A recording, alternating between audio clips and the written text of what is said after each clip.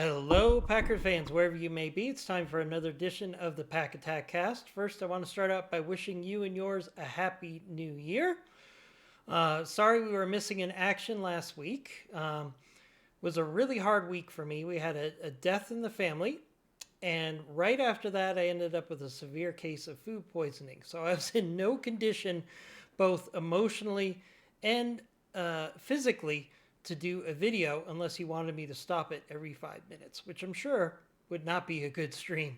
So we are back. The playoffs are upon us this week. The Green Bay Packers backed into the playoffs in the worst way by going 0-4 in the last 4 games.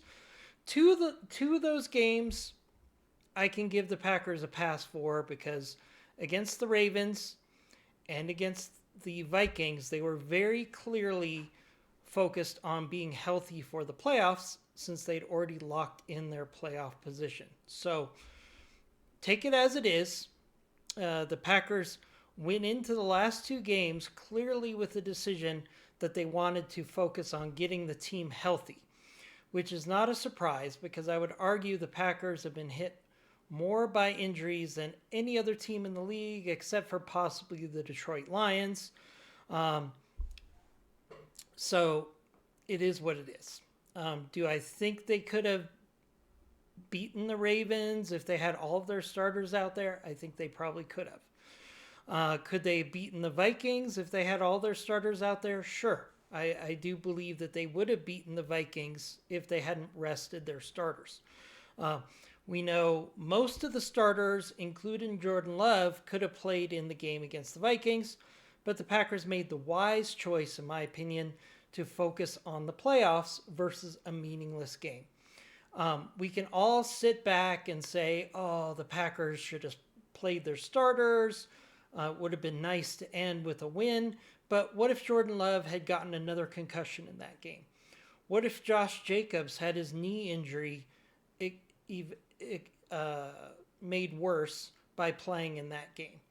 Instead, the Green Bay Packers have clearly focused on getting to the playoffs as healthy as possible, and I fully support that decision.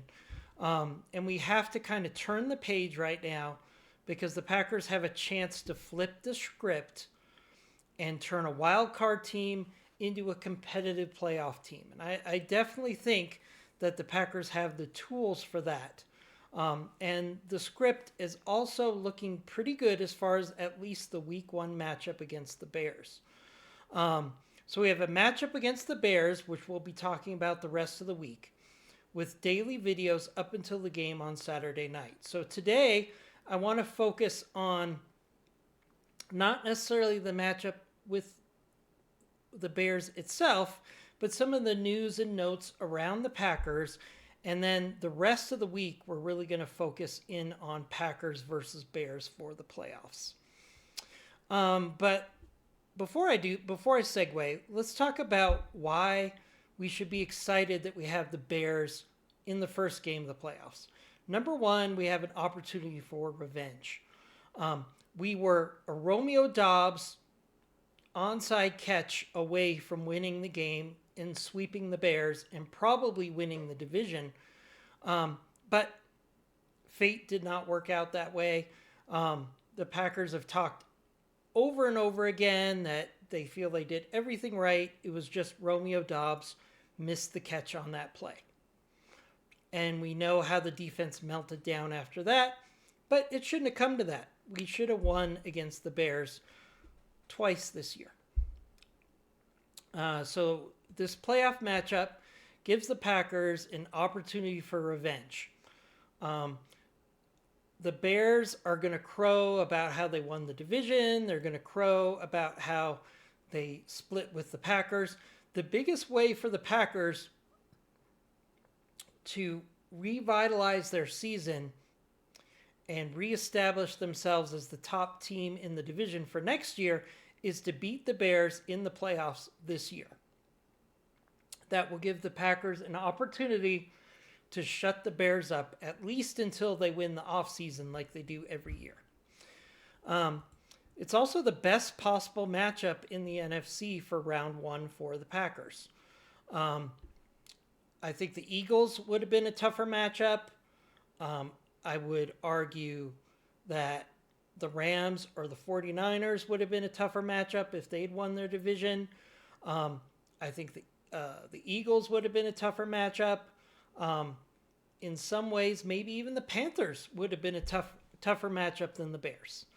I think the Packers are well set up to get a win in the first round of the playoffs, and it'll be interesting to see who shows up for this game, because both the Packers and the Bears struggled at the end of the season after the division was decided.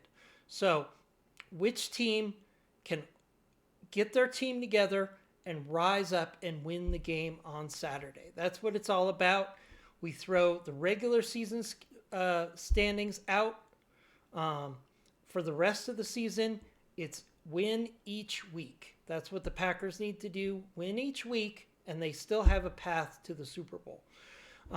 I have to remind you about the 2010-2011 team for the Packers that were a wild card team. They went on, and nobody expected them to win the Super Bowl, and they fought their way up to the Super Bowl, and they won. So there is no reason to believe that the Packers don't have a chance. It's not a great chance because of their playoff seeding, but their destiny is in their hands. It's up to the coaches, and it's up to the players. There's no excuses. There's no worrying about the schedule, whatnot. It's each week we just have to find a way to win the game. So we're going to have to watch that very closely for the rest of the week. We're going to give you updates throughout the week to get you ready for this matchup against the Bears. Hopefully they will beat the Bears and go on to the divisional round of the playoffs. And we'll be rooting for the Packers up until the last whistle of the last game. So let's talk about some other interesting news and notes. Trevon Diggs, who was picked up last week and started on Saturday for about half the game, has a chance to start for the Packers in the playoffs. Who will start for the Packers on Saturday? Is it going to be Carrington? We know Nixon is going to be locked in as a starter. It's very clear Nixon is a starter. It's whether Trevon Diggs or Carrington Valentine has that extra spot on the outside, on the other side of the field. And we'll be watching that very closely throughout the week. I expect Matt LaFleur to be very secretive about what he's going to do for this game. And it'll probably be something we see on the first defensive play of the game, who is out there for the Packers at cornerback. So we're going to watch that very closely.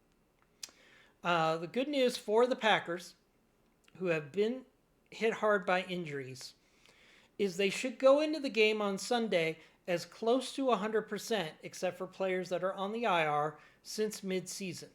The Packers should have their preferred starters, again, not counting those on IR, for this game. Packers should have their full starting offensive line, and they should have their best players available for this game. And that's why the Packers rested starters against the Ravens, and they rested as many players as possible against the Vikings to get ready for this game. Whereas the Bears have played their starters throughout, and it'll be interesting to see with the injury reports, which we'll start to get tomorrow, about whether the Bears are going to regret playing their starters the last couple weeks. They didn't gain any momentum because the Bears lost the last two games. And if they suffered some injuries, that might turn this game on Saturday into the Packers' favor. We're going to have to watch that very closely. Final thing I want to talk about today is the coaching carousel has started spinning already. Coaches were fired on Sunday night, Monday morning. It's very clear that teams are trying to position themselves to have as many opportunities to get the best coaches as possible for their openings. So let's talk about some of the coaches that were fired and the jobs that were opened.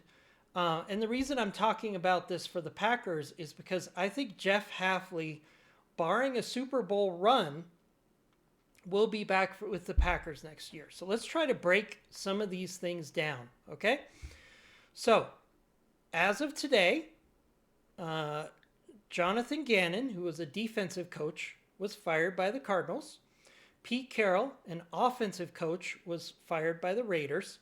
Steven Stefanski, offensive coach, was fired by the Browns.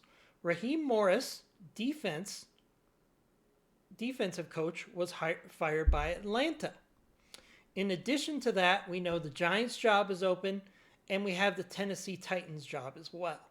So, and the rest of the teams that didn't make the playoffs, that made the playoffs, are probably going to stand pat at their coaches. It would be a big surprise if a team that made the playoffs decides to make a coaching change. So it's my belief that there's probably going to be maybe 7 or 8 openings by the end of the coaching carousel. But let's look at these situations and see where Jeff Haffley could fit in, because I'm finding it very hard to find a good spot for Jeff Haffley to be a coach next year. Okay? So let's look at the open jobs right now. Okay? The Giants, I'm pretty sure that they're going to want an offensive coach because their young stars that they drafted are on the offensive side of the ball. So it really makes sense for the Giants to take an offensive coach. I'd pretty much lock in Stefanski for that Giants job. I think that's probably 75% Stefanski's job to lose. Let's look at the Titans. They have a young quarterback, and they really have all of their eggs in that quarterback basket. So I think that the Titans as well are going to look for an offensive coach. The Browns. Now, the Browns are an interesting fit, and I can see where Haffley would be interested in that job because the Browns have lots of tools on defense. The problem is they're so screwed up at the quarterback position that I think the Browns are going to almost have to have an offensive coach come in because they need to figure out the quarterback position, number one. So I don't see the Browns as a good fit for Jeff Haffley. Cardinals, to be determined, but is that a good fit for Jeff Haffley? Because the talent is poor and it's a very tough division. One of the risky things that a new head coach does is they jump at any job instead of waiting for the right job, and then they end up failing, and then that kills their chances at a long-term NFL coaching career.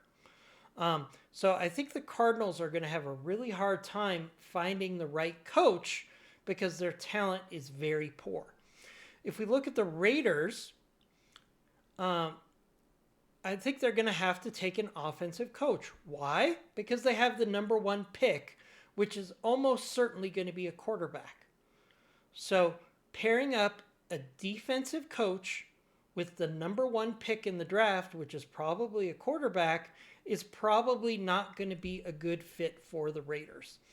Now, Atlanta could be a good fit for Jeff Haffley. That's probably the most likely scenario.